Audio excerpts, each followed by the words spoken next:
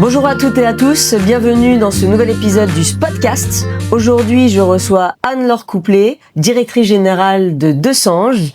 Merci d'être avec nous aujourd'hui, je sais que ton temps est précieux. Merci Leïla, on va faire efficace. On va essayer de faire vite. Et pour toi, parce qu'en tant que directrice générale, je pense que t'es plutôt prise. Et pour vous, ceux qui nous regardent, parce que je sais que vous n'êtes pas concentrés très longtemps. Anne-Laure, tu étais directrice générale de The Couples Jusqu'à fin décembre. Très longtemps, ouais. C'est ça, jusqu'à fin décembre. Aujourd'hui, elle est dans la coiffure. Qu'est-ce qui a fait que tu as basculé dans cette maison, dans ce nouveau monde ? Alors, il faut que tu saches que je suis cliente de Desange depuis plus de 30 ans et cliente des produits de Desange depuis plus de 20 ans. Donc, j'ai une bonne connaissance et surtout un amour de la marque. Et j'ai quitté The Couples au bout de 30 ans de maison de mode pour aller faire un petit reset de mon cerveau dans l'univers de la beauté. C'est plutôt sympa, je trouve. Hein. Il y a plus dur comme secteur d'activité. Il y a plus dur. Moi, je me dis toujours, ça fait partie des achats plaisir. Exactement. Plaisir et bien-être. Et bien-être. On discutait tout à l'heure et puis tu m'as dit qu'il y avait toute une partie dans les salons, toute une partie retail, un petit peu. Est-ce que tu peux nous en dire plus ? Oui, alors déjà pour commencer, le coiffeur, il est très attaché à son art. Et souvent, on a du mal à le convertir à la vente de produits. Or, une cliente, quand elle rentre, elle a besoin d'avoir son expérience jusqu'à chez elle. C'est-à-dire qu'elle rentre, on lui fait un diagnostic de son cheveu, un diagnostic de son cuir chevelu, on écoute ce qu'elle a envie comme service. Et si le coiffeur et la technique fait bien son boulot, il l'explique ce qu'il va faire sur le cheveu, et derrière il lui remet comme une ordonnance qu'elle peut ramener chez elle, et du coup avec ça elle a les produits qui conviennent. C'est comme un institut de beauté. C'est hyper bien. Tu m'as parlé d'un mot spécifique, Ouais. qui est dur à dire, la skinification. Dis-moi tout. Comment tu superposes ça à la coiffure ? Dans l'univers de la beauté, depuis des années, on va dire qu'il y a 30 ans, quand tu sortais de chez toi pour aller travailler, tu mettais une crème et tu te maquillais. Depuis une dizaine d'années, et ça vient de Corée, on assiste à la skinification du rituel beauté. C'est-à-dire que au lieu de mettre un produit, tu as tout un rituel que tu mets sur ta peau pour la préparer, pour l'entretenir, etc. Il se passe exactement depuis quelques années la même chose sur le cheveu. C'est-à-dire que tu vas entretenir ton cuir chevelu, tu vas entretenir tes racines, tu vas entretenir tes pointes, et tu as un rituel beauté de ton cheveu qui arrive sur le marché. Ce qui fait que aujourd'hui, tu as la plupart des salons vendent entre 10 à 15% de leur chiffre d'affaires en produits. Super bien, hein ? C'est intéressant. C'est un nouveau métier pour eux, en tout cas. Ouais, je pense que c'est nouveau, effectivement.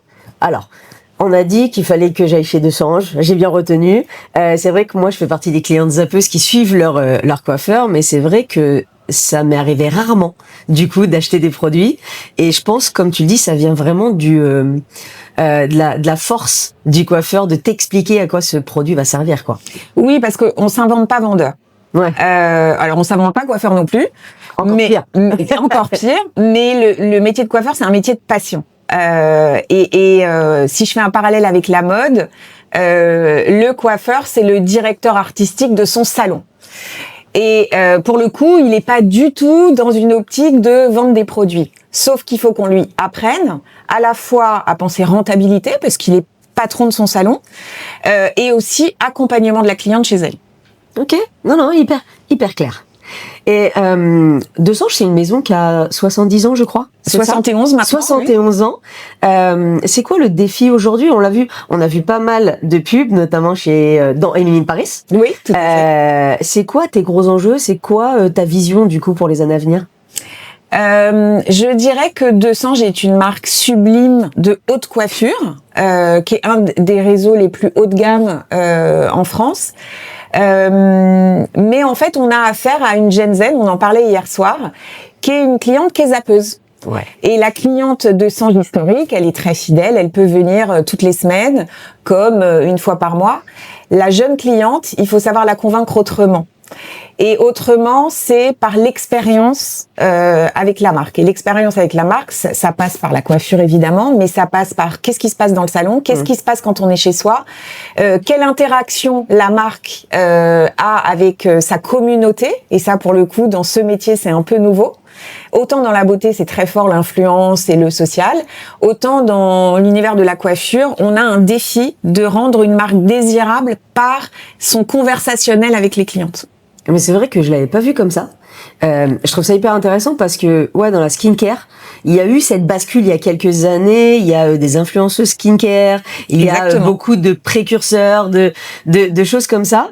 Et dans la coiffure, on a eu l'impression, en tout cas moi, j'ai un peu l'impression qu'il y a eu un petit creux de tu vas chez ton coiffeur, quoi. Et c'est tout le problème, c'est que tu le disais tout à l'heure très bien, une cliente, elle est rattachée à son coiffeur, elle est pas rattachée à une marque. Moi, mon défi, c'est qu'elle soit évidemment rattachée à son coiffeur, qu'elle soit aussi rattachée à la marque, et surtout que le coiffeur soit attaché à la marque, parce que ça c'est un défi pour nous marques. Les coiffeurs, depuis le Covid, les coiffeurs ont dû répondre à une problématique qui était les salons sont fermés, donc qu'est-ce qu'on fait pour gagner notre vie? Donc qu'est-ce qu'ils font? Ils vont coiffer à domicile. Et qu'est-ce qui c'est ça? Ça c'est fait. Ils ont développé leur clientèle et maintenant ils sont parfois auto-entrepreneurs et ils continuent à travailler à domicile et pour eux c'est plus intéressant de travailler dans les salons. Or, nous marques, notre défi, c'est de ramener les coiffeurs dans les salons et qu'ils soient fidèles à la marque et à un savoir-faire parce que Desange avant tout, ça reste un savoir-faire. Ouais, du coup, il y a des codes particuliers. J'ai un peu l'impression que dans chaque maison de coiffure, les méthodes sont pas les mêmes. En tout cas, le cérémonial est pas le même, je pense. Alors, le cérémonial est pas du tout le même d'une marque à une autre. Chez Desange, on a une académie Desange. Donc, on forme à peu près 10 fois par an les coiffeurs de nos franchisés sur des problématiques différentes. Ça peut être du balayage, ça peut être de la coupe, ça peut être du management, ça peut être de la gestion. Et cette académie, il y a 25 personnes qui prennent soin des centaines de collaborateurs qu'on a dans nos salons et qui forment à la patte Desange, à l'accueil Desange. Voilà. Il y a beaucoup de salons en France ? On a en Europe 350 salons. En Europe, excuse-moi. En Europe, 350 salons. 350 salons, et c'est effectivement sur Desange et Camille Alban. Ah, je savais même pas que Camille Alban c'était Desange. Camille Alban c'est Desange et on a également une marque de franchise aux États-Unis avec 500 salons qui s'appelle Fantastic Sam. Ah, ce qui fait un petit 1000. Un petit 1000 au global. Un grand 1000. Du coup, c'est un gros défi. C'est un gros défi avec des problématiques de marques différentes. Fantastic Sam, c'est une marque plutôt entrée de gamme, familiale aux US. Desange, haute coiffure. Et Camille Alban, plutôt marque affinitaire, qu'on est en train d'emmener vers un nouvel univers que je te révélerai dans un prochain podcast, si tu es intéressé. Avec plaisir, il faut faire des secrets, tu as raison. Est-ce que tu vois des risques à éviter? Est-ce que tu vois des pièges dans les mois ou dans les années à venir? On a un défi dans notre métier, c'est de recruter du coiffeur. C'est-à-dire que contrairement à ce qui se passe dans le retail où on est obnubilé par le trafic, là on est obnubilé par ne pas perdre de coiffeur, pour la bonne et simple raison que, tu le disais très bien, à partir du moment où un coiffeur part, la cliente part. Donc on a vraiment un défi de recruter des bras. Il faut savoir que en ratio économique, contrairement encore une fois au retail, 50% du chiffre d'affaires est fait par la masse salariale. En retail, en général, on a plutôt des ratios à 20-25%. Ce qui est déjà élevé. Ce qui est déjà élevé. Sauf que là, comme tu vends du service, en fait, 50% de ton chiffre, c'est ta masse salariale. T'as pas ta masse salariale, t'as pas de chiffre en fait.